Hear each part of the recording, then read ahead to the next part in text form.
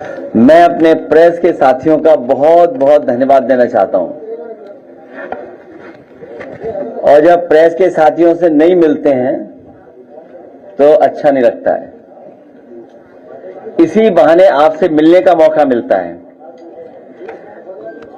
आज हमारे साथ चंदौली और बनारस के सांसद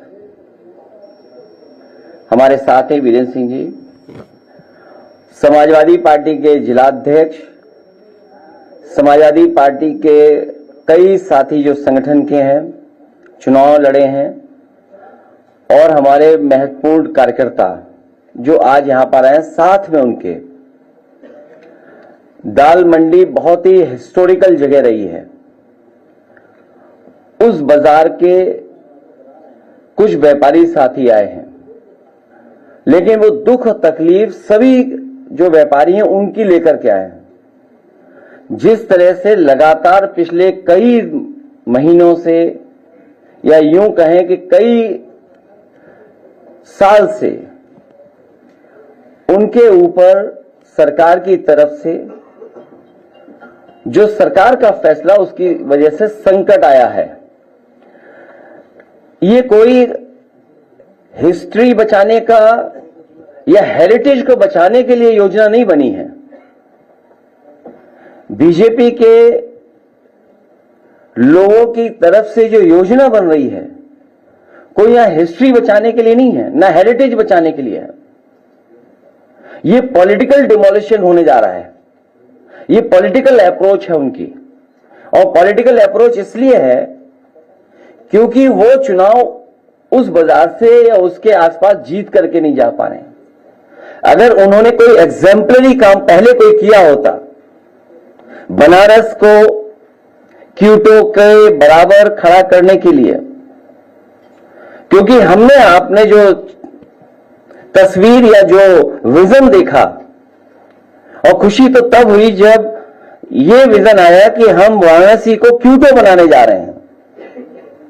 क्योटो वो रिलीजियस हेरिटेज सिटी है, जापान की, जहां न जाने कितने टूरिस्ट जाते हैं। वहां की सफाई, वहां का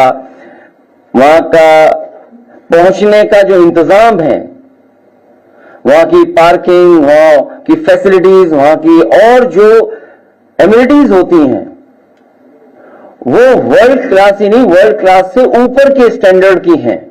तो जब ये बात कही गई कि वाराणसी को क्योटो बनाया जाएगा या क्योटो के तर्ज पर उसका विकास होगा, और मुझे याद है हम लोगों को भी भरोसा इसलिए आ गया क्योंकि उस समय के जो प्रधानमंत्री थे, उनके साथ हमें भी भोजन करने का, खाना खाने का मौका मिला था, तो भरोसा और बढ़ गया। लेकिन इधर देख रहे हैं कि लोगों को परेशान किया जाए, कैसे किया जाए, तकलीफ कैसे पहुंचाई जाए, उनका कारोबार कैसे छीना जाए, उनको अपने डर से, अपने सरकार की ताकत से, सरकार के डर से कैसे डराया जाए, जिससे वो अपनी मांग भी न मांग सकें। और अपने प्रोजेक्ट को पूरा करने के लिए, पॉलिटिकल प्रोजेक्ट के लिए, कोई गवर्नमेंट प्रोजेक्ट नहीं है, पॉलिटिकल प्रोजेक्ट को पूरा करने के लिए डिवाइड एंड रूल का रास्ता अपना रहे हैं कि ऐसा माहौल बना दो कि उन्हीं के बीच में मतभेद हो जाएं और कोई ना कोई एडवांटेज उठा ले। इसलिए हमारी मांग है कि ये पॉलिटिकल डिमोलिशन कंप्लीटली रुकना चाहिए। और दुनिया में तमाम देश हैं जहां पर वहां की सरकारों ने हेरिटेज, हिस्ट्री या अपने बाजार को संरक्षण कर करके जो आने वाले लोग हैं, कारोबार करने वाले लोग हैं, उनको सुविधाएं दी हैं। अगर इन्होंने न देखा हो वो इलाके, तो एक बार को हम सुझाव भी देना चाहते हैं। हालांकि हमारे मुख्यमंत्री जी सिंगापुर में स्पेन ढूंढ रहे थे, सिंगापुर में स्पेन। तो मैं कहूंगा कि दुनिया की जो टूरिस्ट सिटीज हैं, किस तरीके से उन्होंने अपनी गलियों को संरक्षण रखा। 2 लोग जा सकते हैं, पूरा बाजार है, दुकानें हैं, 2 लोगों की चलने की रास्ता है, तब भी उन्होंने उसको डिमोलिश नहीं किया, वही हेरिटेज का संरक्षण किया।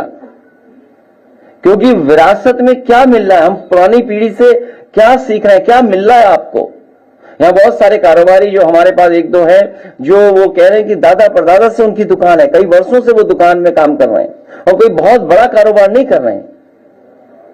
मुझे याद है किसी साथी ने यह भी बताया कि पुरानी जो दुकानें हमारी थीं, उस समय सरकार ने जो आश्वासन दिया था कि उनके लिए रास्ता दिया जाएगा, लेकिन रास्ता नहीं दिया गया इससे पहले जो जहां डिमोलिशन हुआ था। इसलिए भाजपा दाल मंडी वालों को दाल की तरह दले नहीं। दाल मंडी वाले हमारे कारोबारी व्यापारियों को उन्हें सम्मान दे, उनका संरक्षण दे। आप मुआवजे में दूसरी दुकान तो दे सकते हैं, लेकिन बाजार कैसे दोगे आप? और जो लोग तैयार ही नहीं है तो आप उनको जबरदस्ती क्यों छीनना चाहते हैं? आप दुकान दे दोगे, ग्राहक कैसे दोगे? दाल मंडी कोई एक दिन में नहीं बनी है, न जाने कितने वर्षों से लोग वहां कारोबार कर रहे हैं।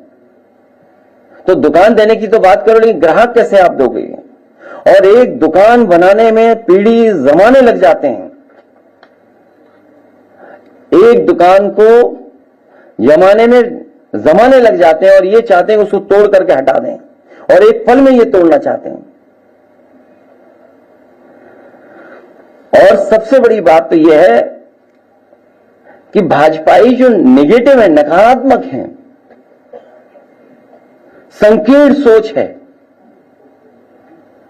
वो कैसे चौड़ीकरण की बात कर रहे हैं?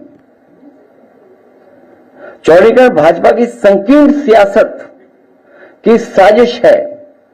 ये साजिश कर रही है, ये चौड़ीकरण जो कर रही है, ये भाजपा की संकीर्ण सियासत की साजिश है।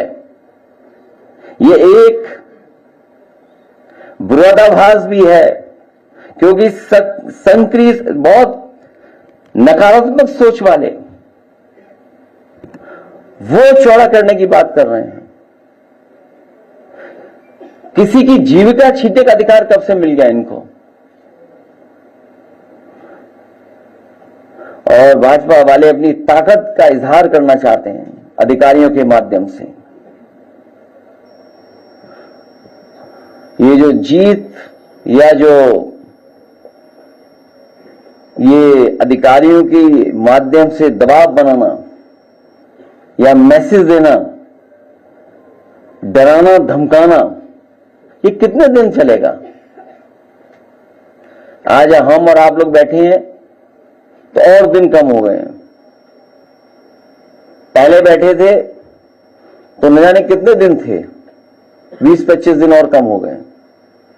तो हर दिन कम हो रहा है। और इन्होंने कोई ऐसा एग्जाम्पलरी काम किया हो तो बताएं। समाजवादी सरकार में मॉल बना था लखनऊ में, वो बेच दिया उन्होंने। ये तो बेचने वाले लोग हैं। कहीं ऐसा तो नहीं कि ये बड़े बड़े लोगों से मिलकर के कोई बहुत बड़ी साजिश कर रहे हो।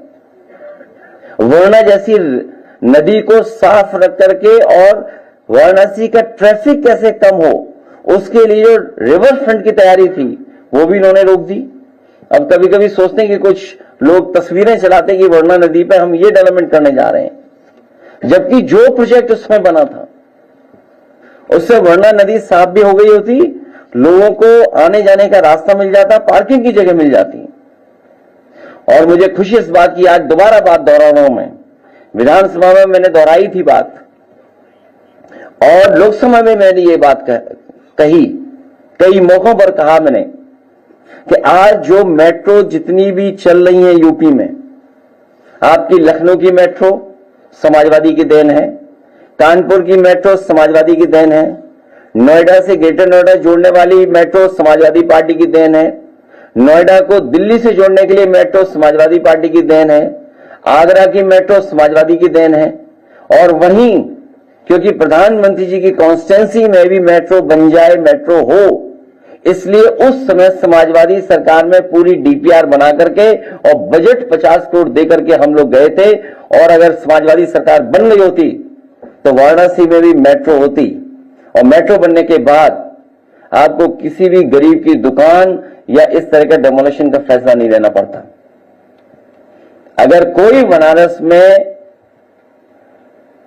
रोका है मेट्रो को, उस डेवलपमेंट को किसी ने रोका है, तो वो भारतीय जनता पार्टी है।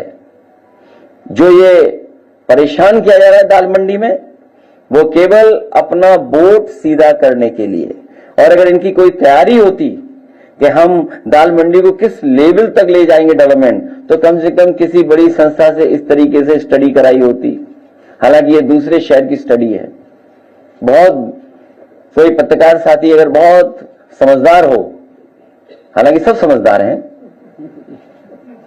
ये पन्ने पलट करके देख सकता है कि अगर एक प्रोजेक्ट के लिए कितनी डिटेल्ड स्टडी होती है। एक अगर प्रोजेक्ट शुरू करना हो तो कितनी डिटेल्ड स्टडी होती है उसकी। ये केवल मैं उदाहरण के लिए दिखा रहा हूं। और कितनी डिटेल्ड स्टडी है सोचिए, केवल छोटे से इलाके के लिए। नक्शे हैं, क्या होना है, कैसे होना है, कितना फंड्स क्या है। यहां तो केवल कोई तैयारी नहीं है, बस सड़क चौड़ी करनी है। नहीं, वो इसलिए बुरा लग जाएगा बीजेपी को, इसलिए बताना नहीं चाहता हूं।